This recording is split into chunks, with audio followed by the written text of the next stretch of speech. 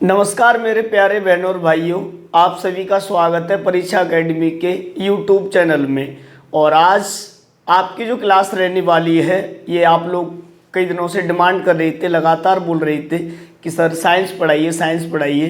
तो आज मैं आपको साइंस ही पढ़ाने वाला हूँ। और साइंस के अंदर आज हम पढ़ेंगे बायोलॉजी के बारे में। और बायोलॉजी में आज जो हमारा टॉपिक रहने वाला है, ये बायोलॉजी का सबसे मोस्ट इम्पोर्टेंट टॉपिक रहेगा। ज़्यादातर जो प्रश्न हैं बायोलॉजी में जो पूछे जाते हैं वो इसी टॉपिक से सर्वाधिक प्रश्न पूछ लिए जाते हैं। वैसे कुछ लोग बोल रहे थे सर इकोनॉमी पढ़ाइए, तो आप टेंशन ना लें, जुड़े रहें। जल्दी से मैं इकोनॉमी की क्लास भी लेकर आने वाला हूँ, तो जल्दी से जल्दी मैं आपको इकोनॉमी पढ़ाऊँगा, तो बेफिक्र होकर पढ़िए, टेंशन ना लें। तो चलिए आज हमारी जो क्लास है इसे प्रारंभ करते हैं, शुरू करते हैं। और आज हमारा जो टॉपिक है ये रहेगा मानव रक्त, यानी आज हम ब्लड के बारे में बात करेंगे, रुधिर के बारे में बात करेंगे। रुधिर आज हम पढ़ेंगे मानव रुधिर के विषय में, ब्लड के बारे में। और मैं आपको बता दूं कि ब्लड या रुधिर, इसको हम कुछ और नामों से भी पुकारते हैं या कुछ और नामों से भी जानते हैं। जैसे हम रुधिर को ही कह सकते हैं रक्त, रक्त को ही हम कह सकते हैं खून। तो ये सभी इसी के एक ही नाम है, आप चाहो जिस नाम से पुकारो। तो आज हमारा टॉपिक रहेगा ब्लड या रुधिर। तो आज इस टॉपिक के बारे में हम पढ़ेंगे, जो कि वेरी वेरी इम्पोर्टेंट टॉपिक है। तो आप जल्दी से जल्दी हमारी इस क्लास को शेयर करो, लाइक करो और ज़्यादा से ज़्यादा लोगों को जोड़ने की कोशिश करो, ताकि इस टॉपिक का फ़ायदा ज़्यादा से ज़्यादा अधिकतम लोगों को हो। और आप भी अच्छे तरीके से आपकी जो भी कॉपी पेंसिल है, जो नोटबुक है, आप उसे लेकर बैठ जाओ, ताकि अच्छे तरीके से आप इसका फ़ायदा ले सकें, अच्छे तरीके से आप इसे पढ़ सकें। तो देखिए, अब प्रारंभ करते हैं ब्लड या मानव रुधिर के बारे में। अगर हम ब्लड के बारे में पढ़ना शुरू करें, मानव रुधिर के बारे में पढ़ना शुरू करें, तो सबसे पहला जो प्रश्न आता है हमारे माइंड में कि सर हमारा जो रक्त है या हमारा जो रुधिर है, ये रुधिर है क्या? यानी हमारे शरीर में जो रुधिर पाया जाता है, साइंस में रुधिर का मतलब क्या है, इसके मायने क्या हैं? तो अगर हम साइंस के अनुसार अपने रक्त की बात करें, रुधिर की बात करें, तो साइंस हमें ये बताती है कि हमारा जो रक्त है, रक्त एक प्रकार का तरल संयोजी ऊतक है। यानी साइंस हमें ये बताती है कि जो रक्त है, रक्त एक तरल संयोजी ऊतक है। यानी अगर प्रश्न पूछ लें कि रक्त क्या है, रुधिर क्या है, ब्लड क्या है, तब हमारा जो जवाब रहेगा वो रहेगा एक तरल संयोजी ऊतक है। रक्त क्या है? तो रक्त एक तरल संयोजी ऊतक है। सर इसका मतलब क्या है? तो ये भी बताता हूँ आपको। तरल, तरल आप जानते हैं कि जो पदार्थ पानी की तरह बहता है, यानी जो लिक्विड अवस्था में होता है, वो क्या कहलाता है? तरल कहलाता है। अब इसमें जो दूसरा शब्द है आगे, संयोजी, संयोजी का अर्थ होता है जो जोड़ता है, जो संगठन से बनता है या कई अंगों को आपस में जोड़ता है, वो कहलाता है संयोजी। बात आती है ऊतक। सर ऊतक क्या होते हैं? ऊतक होते हैं कोशिकाओं के समूह, कोशिकाओं के मिलने से, या जो समूह होते हैं कोशिकाओं के, उन्हें हम ऊतक कहते हैं, टिश्यू कहते हैं। तो पहले इसी के बारे में देख लेते हैं कि ऊतक क्या होते हैं। होता क्या है कि प्रारंभ में जब माँ के गर्भ में संतान उत्पन्न होती है, संतान की उत्पत्ति होती है, और धीरे धीरे जैसे गर्भ में बच्चे का विकास होना प्रारंभ होता है, तो सबसे पहले वो विकसित होता है एक कोशिका के रूप में। यानी अगर हम प्रश्न पूछ लें कि हमारे शरीर की या किसी भी जीव की उत्पत्ति कहाँ से होती है, तो वो होती है कोशिका से। सबसे पहले, या हम ऐसे कह देंगे किसी भी जीवधारी के शरीर की सबसे पहली इकाई या सबसे छोटी इकाई क्या होती है? तो शरीर की सबसे छोटी इकाई होती है कोशिका। कोशिकाओं से ही धीरे धीरे विकास प्रारंभ होता है और हमारे पूरे शरीर का निर्माण होता है। जैसे उदाहरण के लिए अगर हम बात करें, जैसे मान लो कोई मकान है या कोई घर है, तो घर के अंदर क्या होता है कि घर या मकान बनते हैं ईंटों से मिलकर। तो जो ईंट है उसकी सबसे छोटी इकाई है, यानी एक ईंट, फिर दो, और अनेकों ईंटों से मिलकर हमारा घर निर्मित होता है, घर बनता है। उसी प्रकार से जैसे मकान की जो छोटी इकाई है वो ईंट है, उसी प्रकार से हमारे शरीर की या किसी अन्य प्राणी के शरीर की सबसे छोटी इकाई क्या है? तो सबसे छोटी इकाई है कोशिका, या कोशिका को हम क्या कहते हैं? तो कोशिका को हम सेल कहते हैं। अब होता क्या है कि सबसे पहले एक कोशिका बनती है गर्भ में। अब होता क्या है कि धीरे धीरे एक कोशिका से दूसरी कोशिका जन्म लेती है। ऐसा होता है, एक कोशिका से दूसरी कोशिका बनती है, जिसे हम कोशिका विभाजन कहते हैं। और इस कोशिका विभाजन के द्वारा ही एक कोशिका से अनेकों कोशिकाएं बनती जाती हैं। और होता क्या है कि फिर कोशिकाएं आपस में जुड़ने लग जाती हैं, आपस में कोशिकाएं मिलने लग जाती हैं। और जब कोशिकाएं आपस में मिलने लग जाती हैं तो कोशिकाओं के इन समूह को हम कह देते हैं फिर ऊतक। इसे हम क्या कह देते हैं? इसे हम कह देते हैं ऊतक। यानी सबसे पहले सेल यानी कोशिका, सबसे पहले क्या निर्मित होगी? तो कोशिका। अब कोशिकाओं के मिलने से क्या बनेंगे? ऊतक। अब ऊतक, जब कई सारे ऊतक बनेंगे तो ऊतकों के मिलने से बनेंगे हमारे पार्ट, हमारे शरीर के अंग। और जब हमारे सभी अंग बन जाएंगे तो फिर बन जाएगा हमारा संपूर्ण शरीर। यानी अगर किसी भी जीवधारी के शरीर की बात करें तो सबसे छोटी इकाई कोशिका, फिर कोशिकाओं के मिलने से ऊतक बनते या कोशिकाओं के समूह को ऊतक कहते हैं। ऊतकों के मिलने से हमारे ऑर्गन्स बनते, हमारे अंग बनते हैं। और सभी अंगों से मिलकर बनता है हमारा शरीर, या हमारी जो संपूर्ण बॉडी है वो निर्मित होती है। तो ये है हमारे शरीर की बेसिक संरचना, जो स्ट्रक्चर है हमारे शरीर का वो इस प्रकार से होता है। तो होता क्या है कि उन्हीं में से जो ब्लड है या जो रक्त है ये एक टिश्यू है या एक प्रकार का क्या है? ऊतक है, जिसके अंदर कई प्रकार की सेल्स पाई जाती हैं या कोशिकाएं पाई जाती हैं। पर कैसा ऊतक है रक्त? तो रक्त एक तरल संयोजी ऊतक है। संयोजी यानी हमारे अंगों को आपस में जोड़ता है और पानी की तरह ये बहता है, तरल पदार्थ है। इस वजह से हम रक्त को कहते हैं कि रक्त एक तरल संयोजी ऊतक है।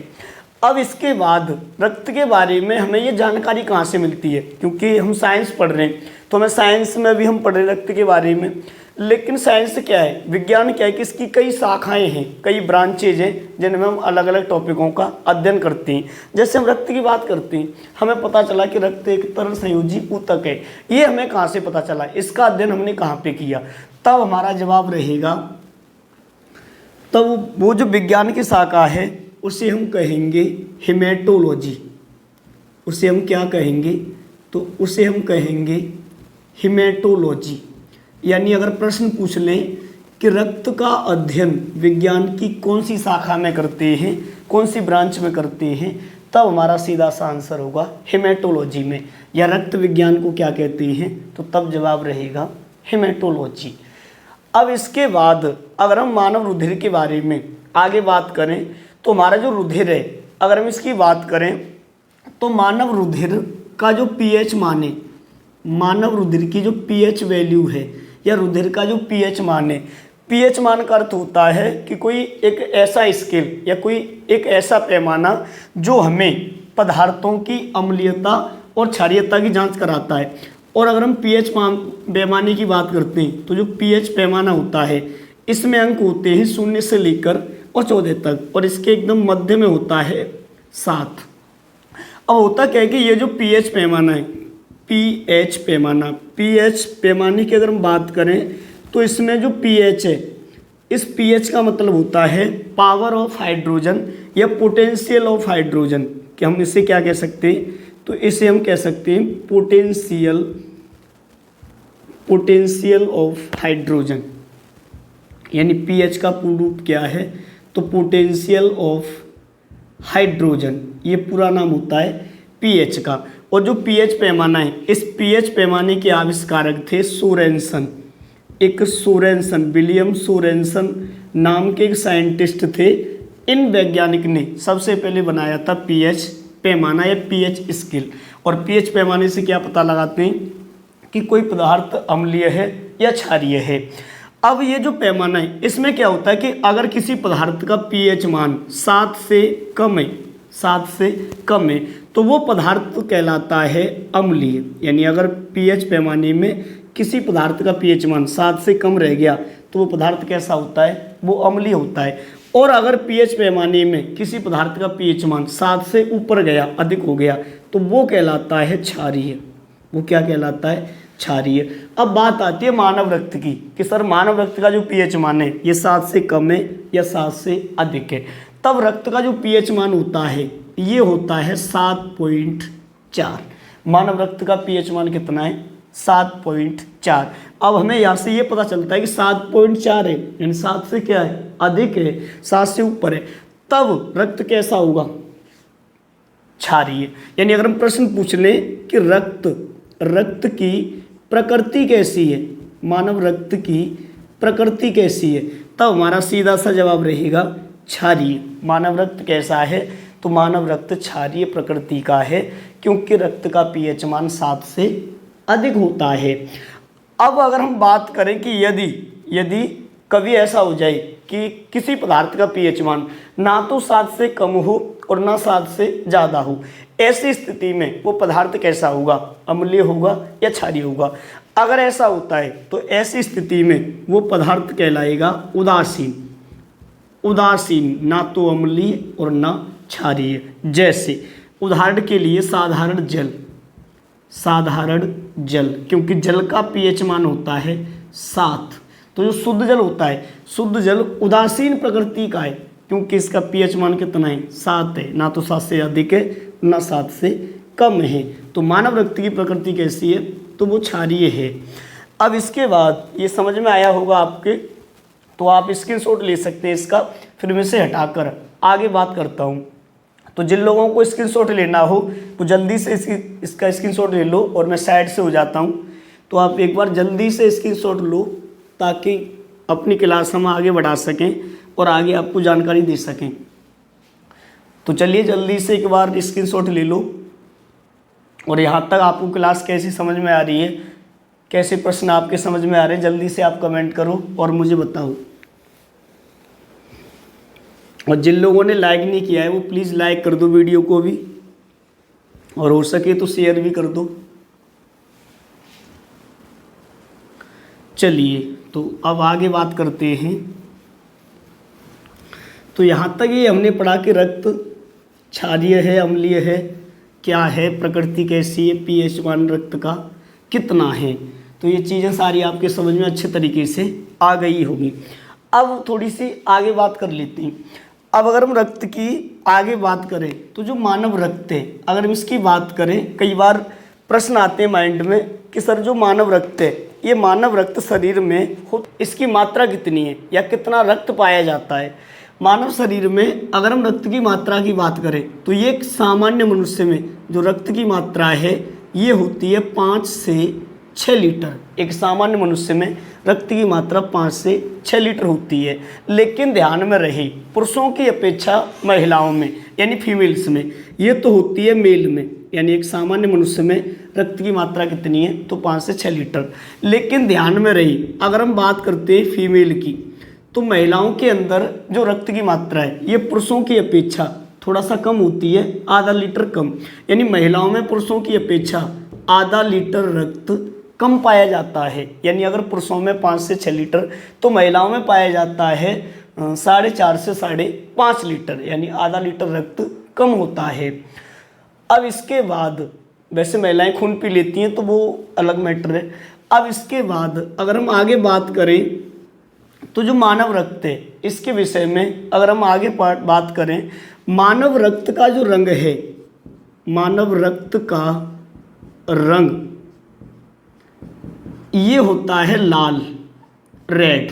यानी अगर प्रश्न पूछ लें कि जो मानव रक्त है, मानव रक्त का जो रंग है ये कैसा होता है, तो ये होता है लाल, रेड होता है। अब ये प्रश्न काफ़ी एग्जाम के अंदर पूछा जा चुका है कि क्या कारण है मानव रक्त का रंग लाल क्यों होता है, लाल होने का कारण क्या है।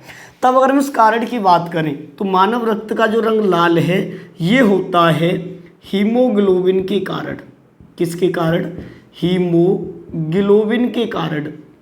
इस हीमोग्लोबिन के कारण मानव रक्त का जो रंग है ये लाल हो जाता है या लाल होता है। अब प्रश्न ये बनता है कि सर हीमोग्लोबिन क्या है।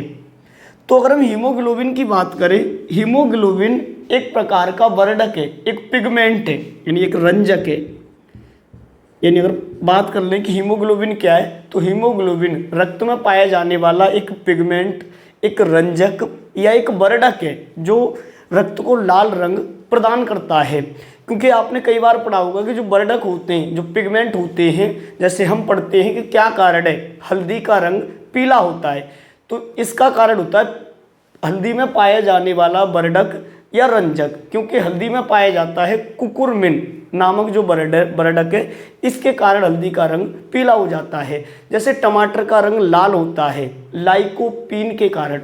तो ये सारे वर्णक, रंजक या पिगमेंट होते हैं जो विभिन्न प्रकार के फलों को या रक्त को अलग रंग प्रदान करते हैं।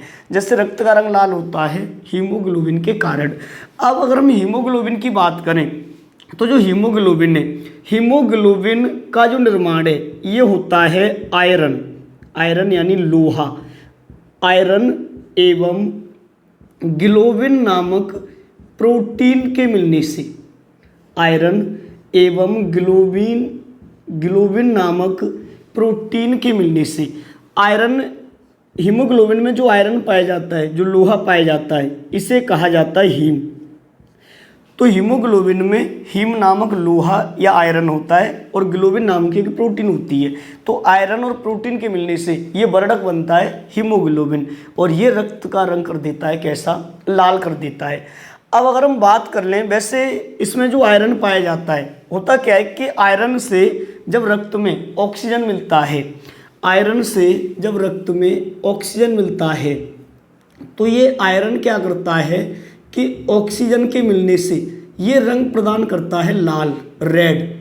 जब आयरन यानी लोहे से ऑक्सीजन मिलेगा तो जो रंग उत्पन्न होता है वो लाल रंग उत्पन्न होता है। जैसे अगर हम एग्जाम्पल्स की बात करें, जैसे हमारा मंगल ग्रह, हमारा जो मार्स है, जो मंगल ग्रह है, इस मंगल ग्रह पर क्या है कि आयरन ऑक्साइड है, आयरन ऑक्साइड यानी आयरन और ऑक्सीजन दोनों के मिलने से आयरन ऑक्साइड। तो इस मंगल ग्रह पर आयरन ऑक्साइड है और इस आयरन ऑक्साइड के कारण ही मंगल ग्रह का जो रंग है ये कैसा होता है, तो ये होता है लाल। मंगल ग्रह का रंग लाल क्यों है? आयरन ऑक्साइड के कारण इसकी अधिकता है। इसके अलावा लाल मिट्टी, तो जो भारत में जो लाल मिट्टी पाई जाती है ये भी लाल रंग की होती है। क्यों? क्योंकि इसमें पाया जाता है आयरन और ऑक्सीजन। इसके अलावा अगर हम बात कर देते हैं तो जो मंगल ग्रह ये भी लाल रंग का होता है, जो लाल मिट्टी है इसमें भी पाया जाता है आयरन और ऑक्सीजन, तो इसके कारण भी इसका रंग कैसा हो जाता है, लाल हो जाता है। अब इसके बाद जैसे जंग लगा हुआ लोहा, जंग लगा लोहा, तो उसमें क्या होता है कि जैसे ही लोहे को जंग लगती है, जिसे हम ऑक्सीकरण कहते हैं, तो ऑक्सीजन मिलता है लोहे से। जब वो आयरन ऑक्साइड बनता है जंग लगने के बाद, तो उसका रंग भी कैसा हो जाता है, लाल हो जाता है।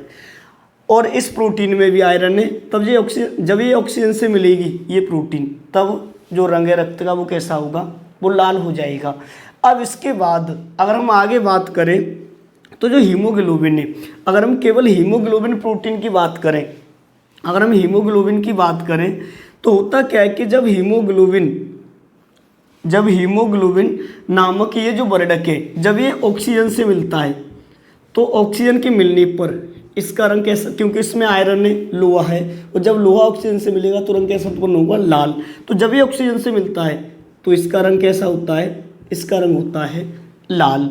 और होता क्या है कि जब ये ऑक्सीजन से नहीं मिलता, यानी हीमोग्लोबिन में जब ऑक्सीजन नहीं होता है, हीमोग्लोबिन में जब ऑक्सीजन नहीं होता, तब इसका जो रंग है हीमोग्लोबिन का ये हो जाता है बैंगनी।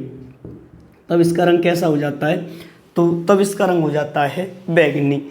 अब इसके बाद अगर हम, वैसे जो हीमोग्लोबिन है, हीमोग्लोबिन का जो मुख्य काम है शरीर में, इसका मुख्य काम होता है रक्त का परिसंचरण करना, या फिर हमारे शरीर में ऑक्सीजन का परिवहन करना, ऑक्सीजन का परिवहन करना। हीमोग्लोबिन क्या करता है, ये शरीर में ऑक्सीजन का परिवहन करता है, ऑक्सीजन को हमारे कोशिकाओं तक और अंगों तक पहुंचाता है, तो ये मुख्य काम है इसका। और हीमोग्लोबिन पाया जाता है आरबीसी में। तो इसे मैं हटाता हूँ यहाँ से।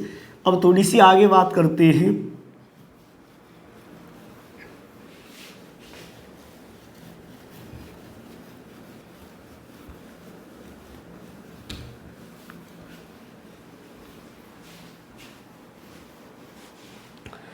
अब इसके बाद अगर हम मानव रक्त के विषय में अब आगे बात करें तो जो मानव रक्त है, अब इसमें हम थोड़ी सी बात कर लेते हैं रक्त के निर्माण के बारे में, क्योंकि जो मानव रक्त है इसका जो निर्माण है ये शरीर में कैसे होता है और कहाँ पर होता है, क्योंकि कई बार इससे जुड़े हुए जो प्रश्न हैं ये काफ़ी सारे पूछ लिए जाते हैं एग्जाम के अंदर। तो अब हम ब्लड या रक्त के निर्माण की बात करते हैं। अगर हम रक्त के निर्माण की बात करें तो मानव शरीर में रक्त का जो निर्माण है ये होता है बोन मैरो में, जिसे हम हिंदी में कहेंगे अस्थि मज्जा। यानी मानव शरीर में रक्त का जो निर्माण है ये कहाँ पर होता है, अस्थि मज्जा में होता है या बोन मैरो में होता है। सर अस्थि मज्जा या बोन मैरो क्या है, अस्थि मज्जा या बोन मैरो क्या है? तो देखिए नाम से स्पष्ट होता है अस्थि मज्जा। अस्थि का अर्थ होता है हड्डियाँ, मज्जा का मरने वाला मज्जा नहीं है। अस्थि का अर्थ होता है हड्डियाँ, मज्जा का अर्थ होता है बीच में। यानी हमारे शरीर में जो हड्डियाँ होती हैं और स्पेशली जो लंबी हड्डियाँ होती हैं शरीर की, इन हड्डियों में क्या होता है, शरीर की इन लंबी हड्डियों में, शरीर की जो लंबी हड्डियाँ होती हैं इनमें क्या होता है, इनके मध्य भाग में, क्योंकि हड्डियों का जो बीच वाला भाग है, जो मध्य भाग होता है वो खोखला होता है, क्योंकि लंबी हड्डियां शरीर की कैसी होती हैं, खोखली होती हैं। तो ये जो बीच वाला भाग है, ये जो खोखला भाग है हड्डियों का, इनमें क्या होता है कि इनमें एक तरल पदार्थ भरा हुआ होता है, एक चिकना सा पदार्थ इन हड्डियों के मध्य भाग में भरा हुआ होता है, जैसे घी टाइप का। और ये जो पदार्थ है इस पदार्थ को कहा जाता है अस्थि मज्जा। यानी शरीर की जो हड्डियां होती हैं, जो खोखली हड्डियां हैं, इनमें इनके मध्य में एक तरल पदार्थ भरा हुआ होता है और इस तरल पदार्थ को कहा जाता है क्या, अस्थि मज्जा। अब अगर हम अस्थि मज्जा की बात करते हैं तो अस्थि मज्जा होती है दो प्रकार की। अस्थि मज्जा कितने टाइप की होती है, दो प्रकार की। सर कौन कौन सी?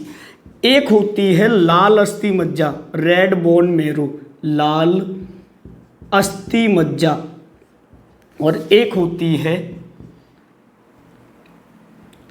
श्वेत अस्थि मज्जा, श्वेत अस्थि मज्जा, वाइट बोन मैरो, सॉरी श्वेत नहीं येलो, सॉरी येलो, यानी पीली अस्थि मज्जा,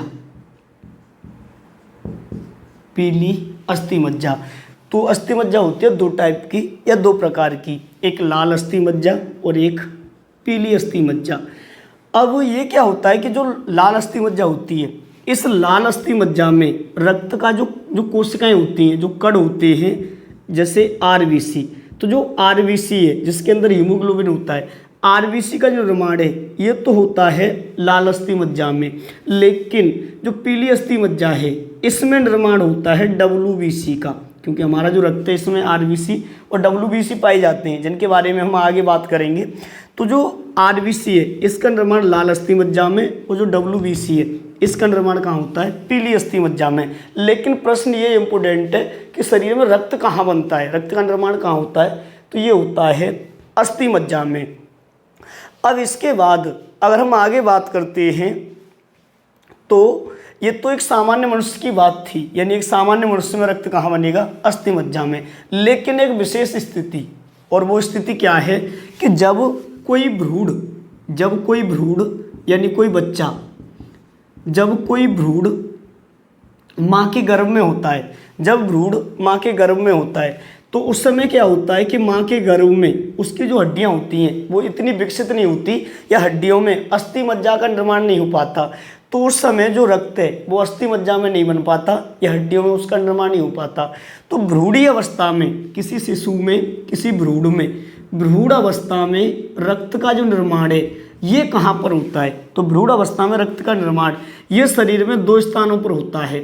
एक होता है यकृत में, कहाँ पर, यकृत में यानी लीवर में, और एक होता है प्लीहा में, प्लीहा को हम तिल्ली भी कह सकते हैं।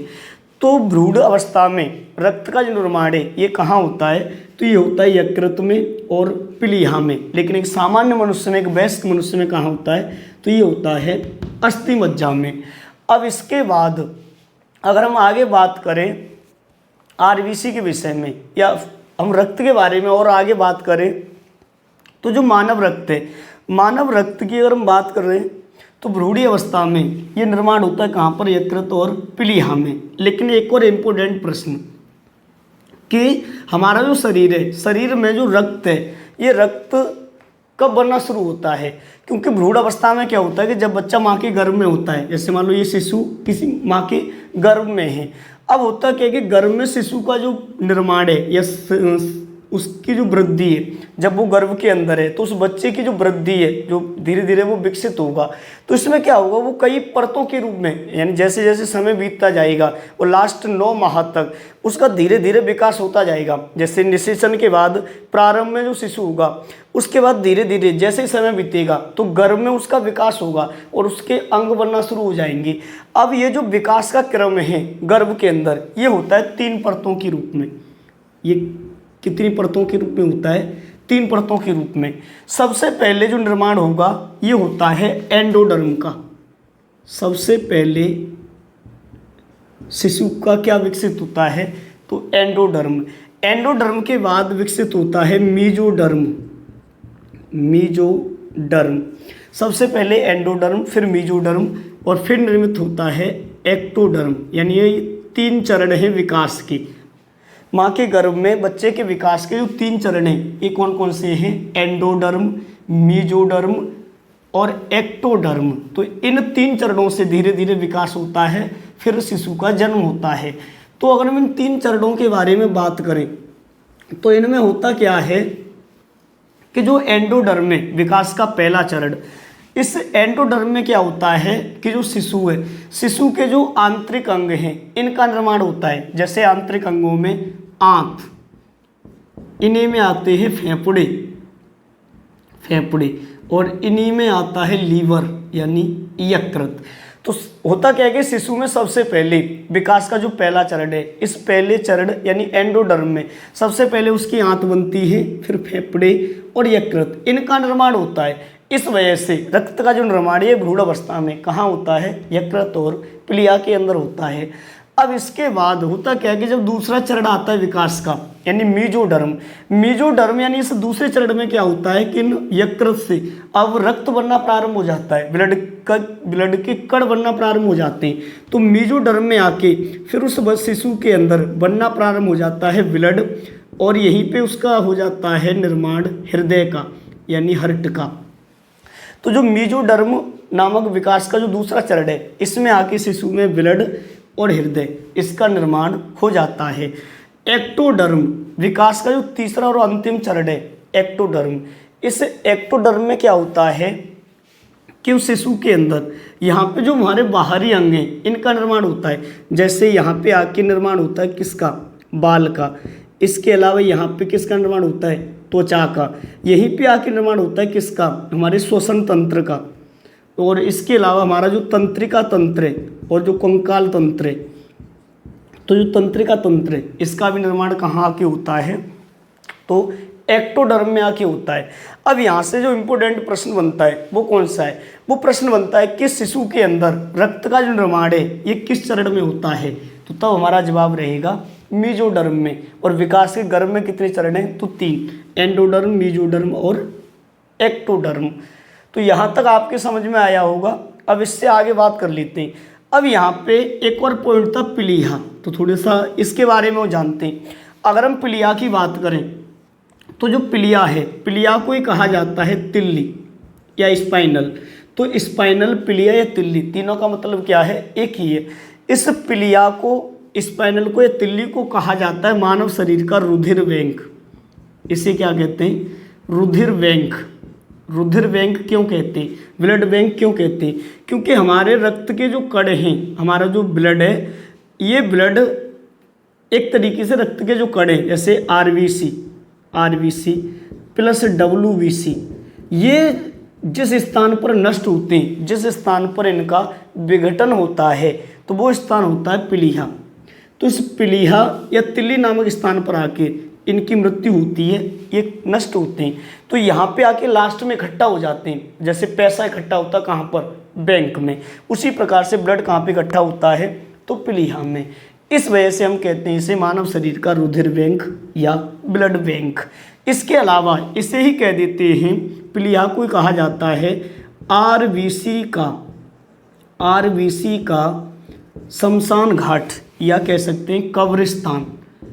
आरबीसी का शमशान घाट या कब्रिस्तान किसे कहा जाता है? तो ये भी कहा जाता है किसको? प्लीहा को कहा जाता है। अब इसके बाद रक्त के विषय में हम आगे बात करते हैं।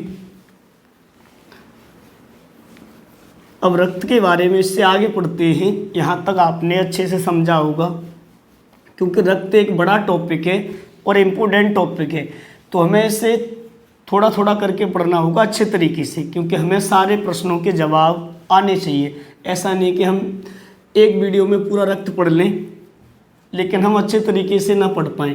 तो उससे बेहतर है कि हम एक दो वीडियो में धीरे धीरे इस पूरे चैप्टर को अच्छे तरीके से पढ़ें, ताकि हम ज़्यादा से ज़्यादा क्वेश्चंस हल कर पाएँ। अब इसके बाद अगर हम रक्त के विषय में आगे बात करते हैं, तो अब थोड़ी सी बात कर लेते हैं रक्त के कार्यों की। रक्त के जो वर्क हैं इनकी बात कर लेते हैं। अगर हम रक्त के कार्यों की बात करें तो मानव शरीर में रक्त के कई प्रमुख काम हैं। सबसे पहला काम रक्त का, सबसे पहला काम है शरीर का रक्त में ऑक्सीजन व CO2 का परिवहन, ट्रांसपोर्टेशन। हमारे शरीर में ऑक्सीजन का ट्रांसपोर्टेशन या जो CO2 है इसे फेफड़ों तक लेकर आना और फेफड़ों से ऑक्सीजन को अंगों और कोशिकाओं तक पहुंचाना, जिससे शरीर में श्वसन की क्रिया हो सके और शरीर में एनर्जी यानी ऊर्जा का निर्माण हो सके कोशिका के अंदर ATP के रूप में। तो पहला काम क्या है इसका, रक्त का ऑक्सीजन व CO2 का परिवहन करना। इसके बाद दूसरा इसका जो काम है, इसका दूसरा मुख्य काम है शरीर में भोजन यानी जो भोज्य पदार्थ हैं, तो भोजन का परिवहन करना, यानी हमारा जो पाचन तंत्र है, इस पाचन तंत्र में क्या होता है कि जैसे ये भोजन का पाचन करता है और भोजन से जो भोज्य पदार्थ हैं, जो मुख्य भोज्य पदार्थ हैं, पोषक तत्व हैं, जैसे प्रोटीन, वसा, कार्बोहाइड्रेट, जैसे ही भोजन से ये बड़ी आंत में आकर अवशोषित होंगे, तो ये यहाँ से क्या करेगा, हमारे पाचन तंत्र के बाद रक्त से इन भोज्य पदार्थों को, प्रोटीन, वसा, कार्बोहाइड्रेट, इन्हें उचित स्थानों पर लेके जाएगा, शरीर में कोशिकाओं तक पहुंचाएगा और वहां से एनर्जी के रूप में हमें प्राप्त हो जाएंगे।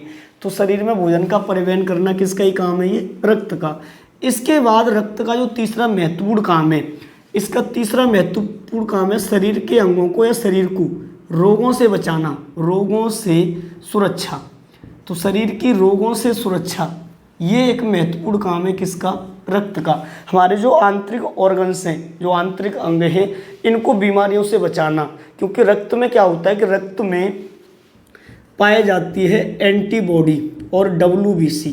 तो जो एंटीबॉडी और WBC हैं ये क्या करती हैं, शरीर में प्रवेश करने वाले हानिकारक बैक्टीरिया और वायरस को मारती हैं और ये रक्त में होती हैं। इस वजह से रक्त हमें रोगों से सुरक्षा प्रदान करता है या रोगों से बचाता है। इसके बाद रक्त का एक और महत्वपूर्ण काम है, सर कौन सा, वो महत्वपूर्ण काम है शरीर का ताप, शरीर का ताप नियंत्रित रखना।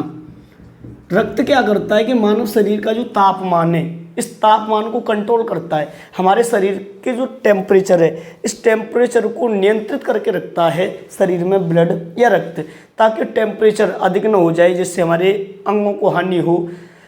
तो शरीर का जो ताप है इसे कौन नियंत्रित करता है, रक्त करता है। वैसे अगर हम शरीर के ताप की बात करें तो मानव शरीर का जो ताप है ये होता है 98.6 फ़ारेनहाइट और सेल्सियस पैमाने में होता है ये 37 डिग्री सेल्सियस। तो इस ताप को नियंत्रित करने का काम है किसका, रक्त का। तो ये रक्त के कुछ मुख्य काम थे। इसके अलावा इसमें रक्त का एक काम है शरीर में, हमारे शरीर में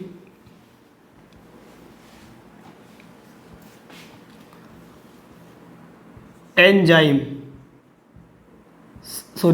हार्मोन्स, शरीर में हार्मोन्स, तो हार्मोन्सों का परिवहन करना या हार्मोन्स को उचित स्थानों तक पहुंचाना।